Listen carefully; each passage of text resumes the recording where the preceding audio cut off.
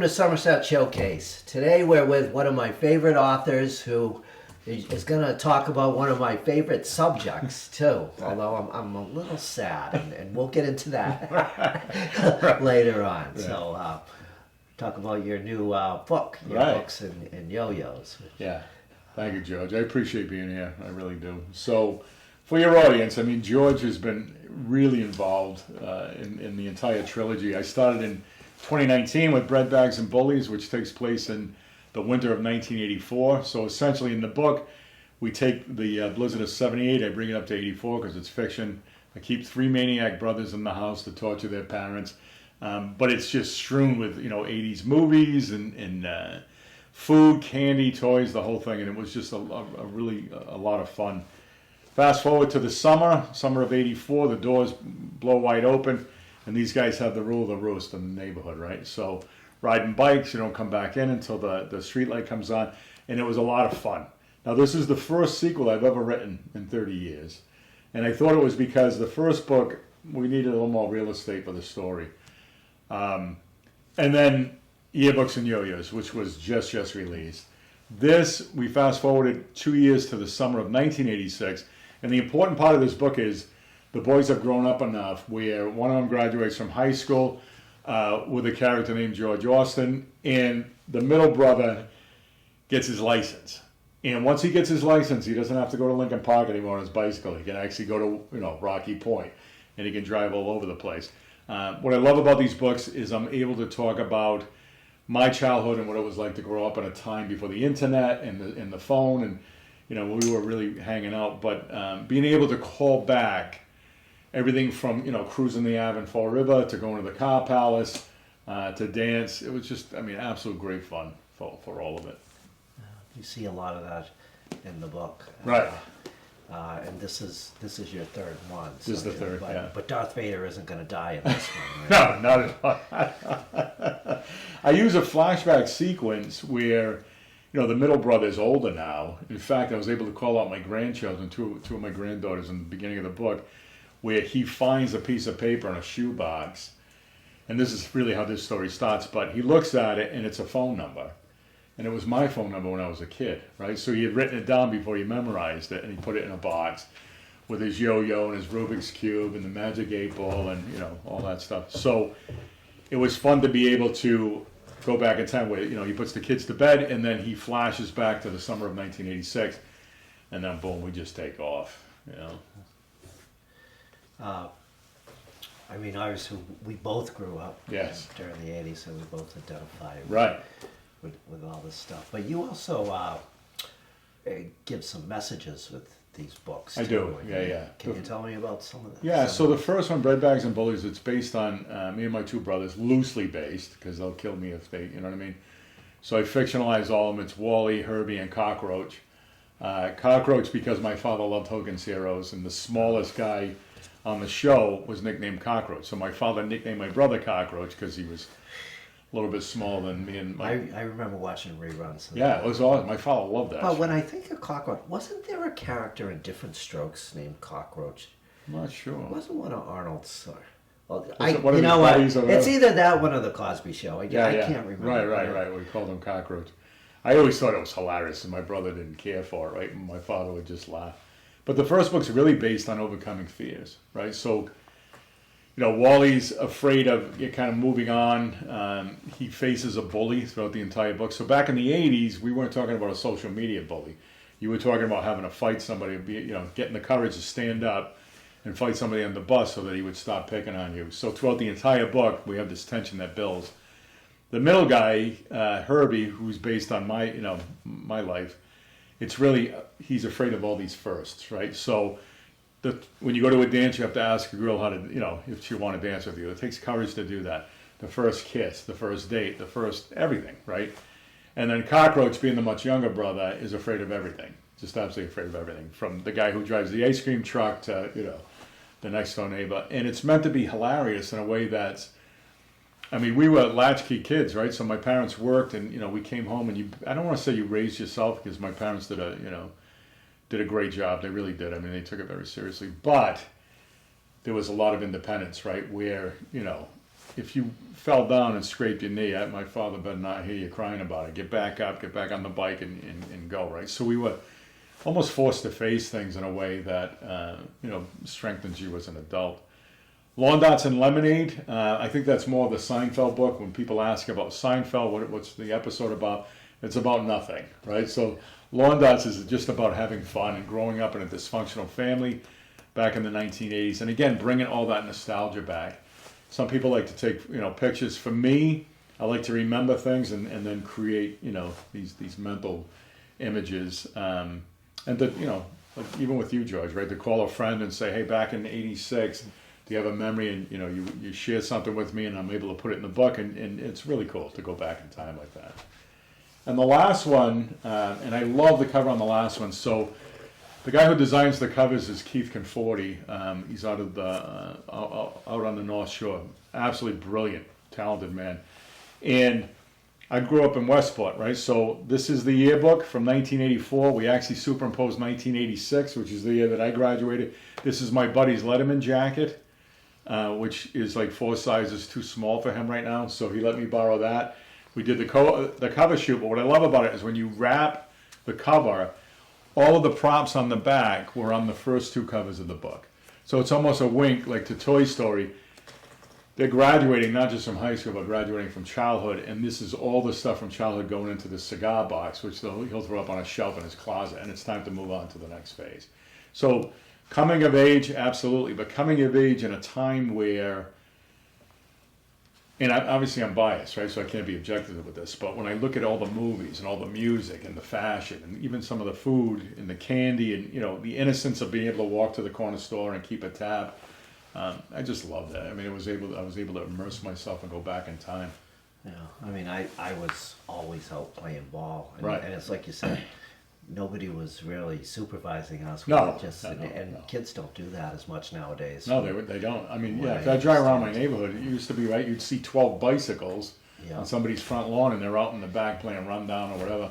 Yeah, and you'd go everywhere on your bicycle. Yeah. We rode our bicycles Yeah. pretty good distances. Absolutely.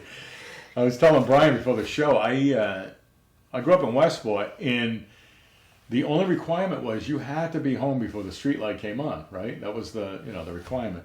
And I think part of it too, and this is a wink to my mom, right? But if her shows were on like General Hospital, that door might be locked anyway, so you're out in the yard, right? But we would be 2 towns over riding a roller coaster for the whole day, right? You do your paper route, you save a little bit of money, and then you go to the, but they had no idea where we were. We were a couple towns over on our bikes, and it was fun. And in 85, 86, I wore my Letterman's jacket every day to school. Really? I was proud of that. That's thing. awesome. I was an athlete. That's awesome. But that's back then. That's Right. That's what you. I don't think I see that as much anymore.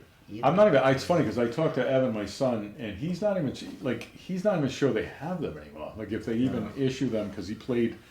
He was on varsity basketball, and he's like, "Dad, we didn't have them." And now today, forget. I don't even know if people get rings anymore, or high school was. Yeah. They still do. I think they still do Oh, the good. rings, but Yeah. I don't know. I wish I kept mine. I somehow lost it along the way. But Right. But it's so much fun, and for me, being a little bit older now, I've lost a lot of people that I love, and I'm able to bring them back in the book. I mean, there's a clam boil or a cookout in the backyard, and I remember being a kid, and I couldn't wait for my friends to show up in his old Plymouth Duster or whatever, and you'd get in the car and see you later, you know what I mean, and you'd leave. What I wouldn't give today to be back in that yard, right, with my grandparents and my parents, and and the whole family like playing horseshoes, like it's just you think back now, and I'm able to almost relive it through the books. And what I love about these books too is that they're really relatable. Anybody who grew up in our time, they may not be the exact same circumstances, but there's certain things. yeah, they remember the set. Like you mentioned Love's Baby Soft, you can still smell that, right? Like it's what it was like to go to a roller skating rink on a Friday night, or a drive-in movie theater, right? Where you had kids hidden in the trunk. I rediscovered that during COVID, and I loved it because when there That's wasn't awesome. much to do, I started going to that drive-in in Medon. Yeah, And yeah. I've gone back a ton Yeah, of times. I love that place. Oh my God. Just the concession stand alone is worth it. Yeah, right? oh yeah. It's fantastic. But it's about it was a more innocent time, I think, right? Like you couldn't even get tracked, right? Like it was, you know, it was the honor system. No. You needed to be back by a certain time. What's that? There's some joke on Facebook was we may have did things back in the '80s, but there's no evidence of it because there was no cell phones to take pictures of you, and we were just all out in the woods doing things. It's the truth. And I'll tell you with these books too, Joe. Sometimes I'll talk about it and I sound like my dad, right? Because it's generational. So I remember my father. You know, we growing up. My hair was too big. My music wasn't right. Everything was kind of, you know. And he grew up in the '50s. So I look at my kids and I'm like, oh, I feel bad for you guys because you missed out on all this different stuff. And they'll laugh, right? They'll be like, you know, they have their own lives and their own ways. But for me, like, we were wild. We were almost feral. Now, didn't you say you used stories from a lot of your friends? Yes, yeah, absolutely. So they're based on, all the characters are loosely based. I call it the blender. So I'll take 3 or 4 characters that I really like and I'll throw them into the blender and I'll give all those different traits. Always name them different names, right? I'm never gonna, you know. Although I will say in the third book, George's I did notice name that. George's Not just my first name. And the last one too. Actually, I've written probably over 30 books now, and you're the only person who's a character in the book and is also endorsed it as on the cover. So, but I think unless this series really, really took off, I think the trilogy is it. And I really wanted to say thank you to you, right, for all the help that you've given me, and you know, for the last 6-7 years on these. Well, you know, I don't want to see it discontinue. Right. But, I mean, I thought it was a great idea. Yeah, and it was Brian Fox's idea, right? Which I think about it now. Him and I will tease each other. So I recently gave him an idea, and he's working on this painting, and he'll call me, and it's like, you know, thanks so much, right? You created all this work for me. I said, listen, I was in your kitchen having coffee, and you said to me, hey, you know, it would be a great idea if you wrote a book on the 80s. And 6 years later, I have 3 books. So thanks for all the work, Brian. You know what I mean? But I think, I mean, there's always room to go back, right? If we want to do that. With bread bags and bullies. Nobody ever really retires from anything anymore. No. Especially like these bands. Right. You know, a lot of the bands from the '80s, they'll say, "This is it. This is our farewell tour." Yeah, and then a couple of years later, it's like, "Oh, we're gonna do concerts." Right. What I get a kick out of too is my dad. So bread bags and bullies. Not only was it, you know, this idea from Brian, or a bit of a challenge in a sense, but my dad passed away, and I remember walking out of the hospital. He was in the ICU, walking out thinking, I need to thank him in a way that's and being a writer. I said I'm going to write a book for him, but it's a thank you letter to my father and my mother, but it's also a love letter to the '80s, right? And then it kind of took off from there. But what I loved about, once I was finished writing the book, and most books that I write take 9-10 months to write. These books will be 4 or 5 months, right? Because it's just, to me, it's the shallow end of the pool. I don't have to get to the deep side on it, but I went after celebrities from the '80s, and for the first book, I went after 400 of them. And it's like looking at a kid that you haven't seen for years. That kid's always going to be 6 years old, right? You don't realize the kid's now 22. I'm talking to people on the phone like Jamie Farr, right? So it's Klinger from MASH. I can hear his voice. He's in California. And the man's 86, 87 years old, right? And I recently talked to him about this book. He's 92, right? So I have an image of him in a women's dress on that show. It's hilarious. Well, my father would have got a huge kick out of that. So we got a ton for the first 2 books. For this one, not so much, but I did go after William Zabka, who played Johnny Lawrence, right, in Karate Kid, and now he's in Cobra Kai.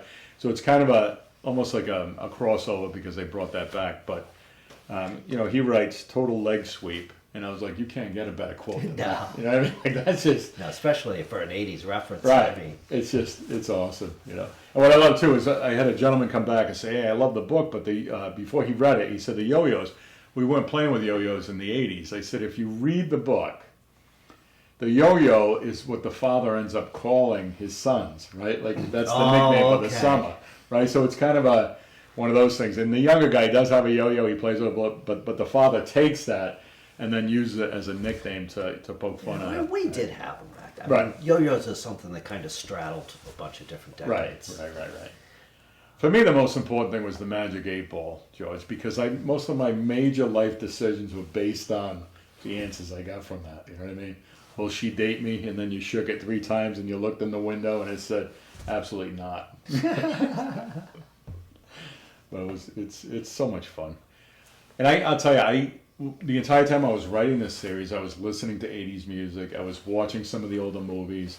My brothers and I were obsessed with Dukes of Hazzard, right? I used to watch that show. And now I watch it and I'm like, what? Like, what? You know what I mean? Because there's no CGI. We become spoiled, right, with all these crazy things. So it was, but we absolutely love that show. Yeah. So you just listen to 80s music while you're writing these books? Because Well, I mean, I do. to me, it's just all the time. All the time, I don't yeah. listen to today's music. Right, yeah. To me, even now, I mean, I love the music. I absolutely love the music from the 80s. And sometimes I'll bleed into the 70s. It's a little more kicked back, right? But you can see it kind of start to build up, you know what I mean? But I was very fortunate. I mean, I've since worked with Eric Estrada on a book. I've talked to, people that I would have never in a million years expected. Paul and I were, my wife we were in a restaurant in Newport. My phone rings. Normally I'm not so rude to pick it up, but I look at it and I'm like, it's a California Exchange. And it was the first gentleman who played Jason in the Friday the 13th. And I'm in and it was loud because we were in a pub area, right? And I'm like, hello? And he's like, hey. And I'm like, Jason? And he started laughing. But people don't realize there's been 5 actors that have played Jason through that series, right? But he was the first one to do it. And I had a really cool conversation with him. And then when you start to promote books like this, it's like, when he says something, obviously he looks at the dark side of it, right? So the younger brother Cockroach in the first book has this recurring nightmare that the ice cream guy, right, the guy in the ice cream truck, is going to come, kill him. He's going to abduct him, bring him in the ice cream. And it's, that whole thing, right? You got to watch out for the white van. Don't. Oh, yeah. I remember that. So he has this recurring nightmare because his parents are trying to warn him, hey, listen, don't get in a van, don't take candy, and he takes it and he dreams about it. So when the endorsement came up, he said, listen, I love that one the most, right? Because it was about nightmares and the darkness, right? But again, about overcoming fears as a kid. And I think that crosses over regardless of what generation. We all have to get past, the stuff in our heads, right, to grow up a little bit. It's been fun. It's been a lot of fun. I'm going to miss them.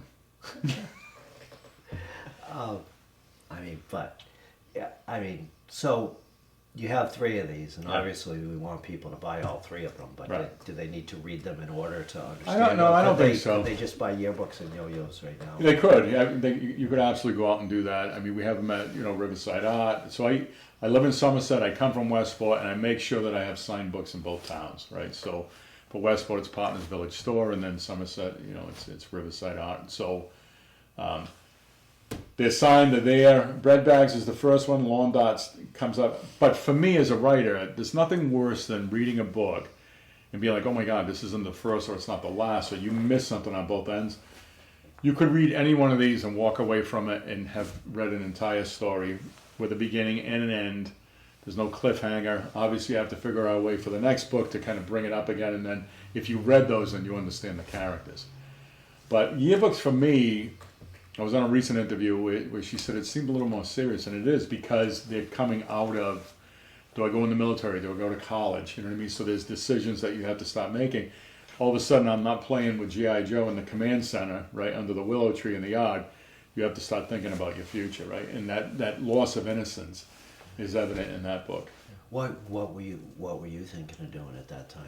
I wanted law enforcement. I wanted to be a trooper up north, and I ended up working for the town for a little bit as a cop, and then obviously I ended up in corrections for the Massachusetts Department of Corrections. So a little bit of a different path, but you just don't know, right? I mean, at that age, and I almost feel bad for kids that are 18, 19, even in their early 20s, where this is what I need to go do for the rest of my life, and I didn't figure it out until I was about 30, right? Yeah, it's a big decision. It really is. And I think most people reinvent themselves. You know what I mean? I have, Paul and I have 4 kids, and, the last one's finishing college, Bella, right? And what do I do? And, I'm less panicked about it because she's going to find her groove and get into it, and, she's going to succeed because she has all the tools to do that.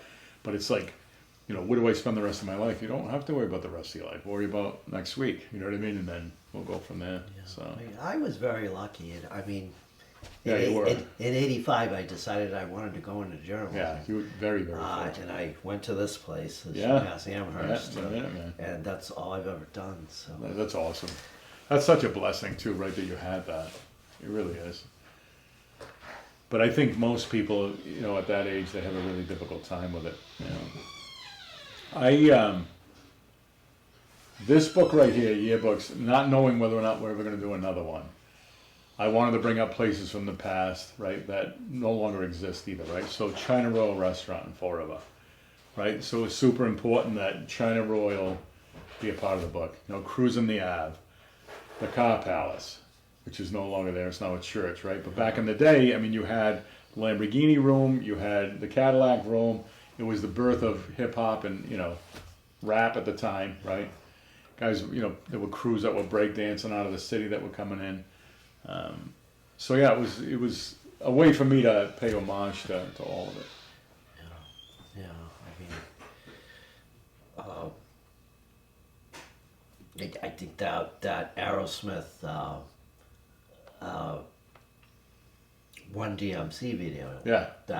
That was 85, 86. Yeah, right. And that was hip hop. The and crossover. rock. Yeah, it's And unbelievable. And I think that did a lot for It was brilliant, absolutely brilliant. Yeah, just even like the MTV, like back then, right? Cable. If you had cable, you literally had a cable, right? That went to a small box. You know, until then, me and my brothers with my father's remote control. Like, hey, one of you go shag a beer, the other guy, you know, change the channel, put it on. You had 3 stations, yeah, right? I remember that. Yeah, it was wild. But MTV for me, and I could probably speak for my brothers as well, just opened up the whole world, right? Like all of a sudden, you Back listen. when it was music television. Right, exactly. And it was one video after the next. So I'm not sure I would have listened to Michael Jackson, right? And then I saw him, and then the next video was Bernie Higgins, right? Key Largo, and you're like, oh, you know, my mother loves that song, but it was kind of a cool video. And then you go to something else, and then it was wild. And it just opened up. For me, it really gave me an appreciation for music, different types of genres. Yeah. Yeah. Yeah, I mean, yeah, definitely. For me, it was getting my first car. And Yes. we were always listening to the radio when we were driving around Right, places. And right.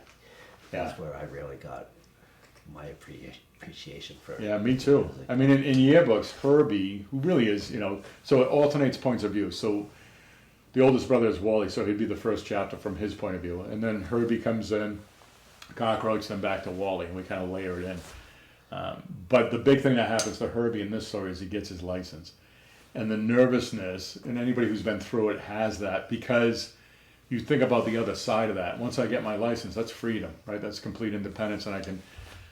but to try to capture, and it took me a while to write those scenes, because how do you really capture that joy, right? That thrill of, oh my God, like I don't have to get in the back seat of my father's station wagon.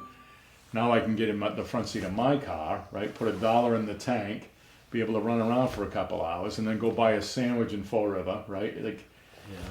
it was unbelievable. Yeah, I think I paid $5 to fill up my whole tank.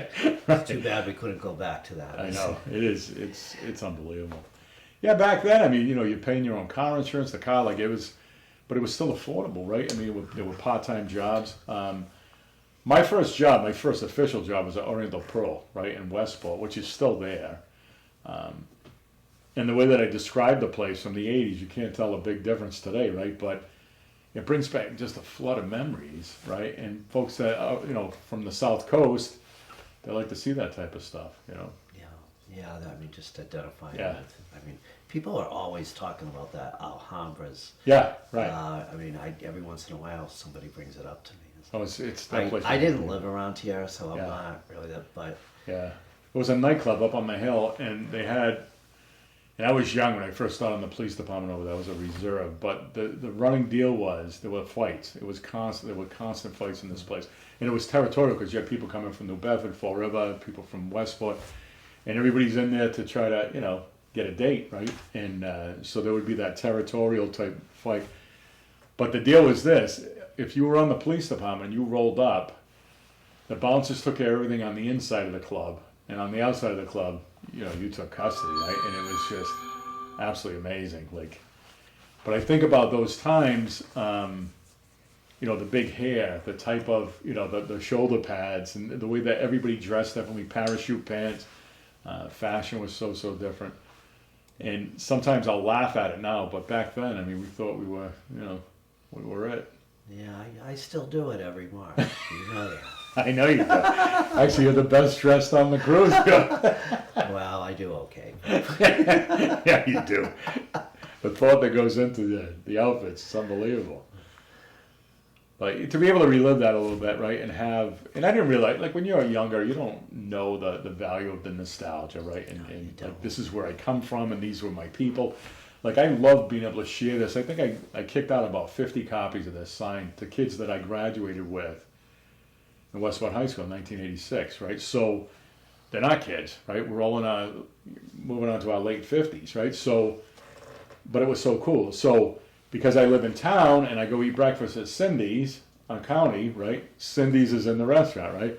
The other night we're at the Comfort Zone, Paul and I'm having dinner, and I grab Elroy and I'm like, oh, the Comfort Zone's in the book, and I give him a copy of the book. So it's cool to be able to, I mean, we call them winks as a writer, but giving somebody a wink, like, I have a really dear friend whose parents, who both now have since passed, own the Carnival on the bend right across from, it was White's on the North Top, and now it's White's of Westport, but across, it became a video store, and now I don't know what it is now, but it used to be like this clam shack. Like, you could go get clam cakes, and I could still see his father back there cooking, right? So his parents are in the book, which was a thrill for me to be able to do that for him and his family. Back then, I always remember getting clam cakes at the drive-in. That was a big thing there. I don't think I see them when I go now. Yeah. I don't think so either. And I still go after. I still look for clam cakes because my father loved McRae's, that little shack. It looks like an outhouse on Route 6, right? As you coming from Westport going into Dartmouth. But to this day, my wife will laugh because we'll go to Flo's in Middletown or Island Park. I'm like, that's not quite like McRae's, but I sound like my father now, right? I'm trying to get that taste from 1984, 85, and it's different. I recently saw a video on Rocky Point, George, and I posted it on Facebook, but I mean, I remember it like it was yesterday. You know what I mean? Just yeah, we for me, my grandparents every year, the summer trip they took us to was to Lincoln Park. Lincoln Park, yeah. We always did that, and then we went to McDonald's on the way back. And, my mother, in Bread Bags and Bullies, my father had passed at the time. My mother was still with us. And my Pepe, so my mother's father, my French grandfather, ran the Comet, which was the old wooden roller coaster. He ran it for 33 years. So he was the old Frenchman with the soft hat. He had a cigar sticking out of his mouth. So in the book, and I cried when I wrote this, right, because of my grandfather, and he's been long past. But the kid's terrified because he finally can meet the height requirement. Now he's got to go on, right? And there's a line that's a half a mile behind him, so he can't get out of line, right? You can't be called a chicken, right? So he's got to get it. So he gets in the car, the bar comes down, and he pulls up on the bar, and he looks at the old man, and the guy winks at him. But it's my grandfather winking at my brother in the book, So, and my mother loved it. But it's cool to be able to bring that stuff back, and to be able to share with my kids. And hopefully someday my grandkids will read it as well and be like, that was a long time ago. Yeah. Although, it's kind of funny. I do see the kids today listening to the 80s music. Right. It's true. But even Cobra Kai, people ask, hey, have you ever seen Karate Kid? Have you ever seen Karate Kid? Yeah. And it was like, the new Top Gun movie came out in 86. That was the movie in the summer, right? And the soundtrack was unbelievable, like with Berlin and Kenny Loggins, like it was incredible. Yeah, I got to meet Terry Nunn on that cruise I go on. How was she? She's a very nice person. Nice. Yeah. But that's such an iconic, from the first few notes that play off that song, you're like, you could feel the summer of 1986, right? Being at the drive-in wherever you were, it's incredible. Yeah, no, it was kind of strange going to see the sequel a few years ago. But it was great. It was fantastic. And I guess they're working on a third one. Yes, yeah. Yeah, just some of the stuff that they do, right? When you think about those naval aviators, and I mean, when you looked at the footage, and I know he was in the planes, right? But when you look at some of the maneuvering, it is you don't realize how what we have right available to us. It's incredible. Yeah. Now, how do people get these books? So again, if you want to get them locally and you want them signed, obviously Riverside Art in Somerset. If you're out in the Westport area, Partners Village Store. Whether it's good or bad, most of the stuff gets sold on Amazon, right? So all my stuff gets sold on Amazon. So you can get it in ebook. So it's there's the Kindle versions as well as the paperback. I didn't put any of these out in hardcover because hardcover, they're expensive. This is not the type of book to actually do that. I mean, I have other hardcover books, but I like the idea of having something that's, fairly inexpensive that people can access. And one of the first things I do, George, when any of these books come out, is I'll donate them to, local libraries. So there's another place you can get it, right? So if you don't want to buy it or you can't afford it, it's all good, right? I'd still love for you to read it, go to the library, check it out, and let me know what you think. Yeah. All right. So, Yeah. well, it's great talking about these books again. Well, it's awesome. Although I hope it's not the last one, but we'll see. We will see. I will say this, though, to your audience, right? If we do book number 4, George Austin's going to be in that book as well. I love that scene. He comes out of a craze, and the kid's like, "Hey, have you seen any good concerts lately, George?" And then George starts listing. At the time, it was the Providence Civic Center, right? Like all these bands that were like huge, right? And that's your claim to fame, right? The music that you chase. Yeah, I actually got a comment the other day from someone who read the book about the Bryan Adams Right. concert. Yeah, Said I went to, and I have seen him several times. I love Bryan Yeah, Adams. he's fantastic. He's still going too. Still going. Yeah, he's coming back to Boston. Yeah. Was he what? Is it Joan Jett? I can't remember. Oh, Pat Benatar. I think he's coming. That's He's it, coming with Pat that's it. Benatar. I've seen her too. She's Yeah. very good. Yeah, iconic. But so people they're already reading the book. Good. I love it. I mean, I love it because it's such a fun, and it's a beach read, right? So it's intentional that it comes out at this time of year because, Paul and I go down a horseback for the summer, right? And it's wild to walk through the dunes and see people, reading a book that I wrote and not know that it's me. So there's, anonymity in me being an author, right? People will say, well, it's Steve Manchester, it's his work, but they really don't know who I am. So it's cool to walk Yeah, past back in the 80s, that was my parents' favorite beach. That's where we like to go. Yeah, there's a constant winks throughout this entire book. And, I love that, I was born here, I was raised here. And I love being able to explain to people, if you go to Sam's Bakery on Flint Street in Fall River, you better have your order ready before you get to the counter, or you're going to be screamed at. You know what I mean? So there's a scene like that in the book, but people who are from this area will laugh, right? Because like the soup Nazi of Yeah, bakery. exactly. But you're going in for the, the Syrian meat pies, right? Lebanese. So, but I love it. I mean, my readers out in the West Coast, or Canada, Europe, means nothing to them. But people here, it's a way to kind of show some love to the people that are from here. So, yeah. Okay. Well, thank you, George. I really appreciate it. Thanks for coming in. You Yeah. know I love talking about this stuff. Yeah, you do. I do too. Thank you for tuning in to Somerset Weekly Wrap Up. We were talking to author Steve Manchester and reliving some of our memories from the 80s with his new book, Yearbooks and Yo-Yos, which is out on Amazon. We will see you next time on Somerset Showcase.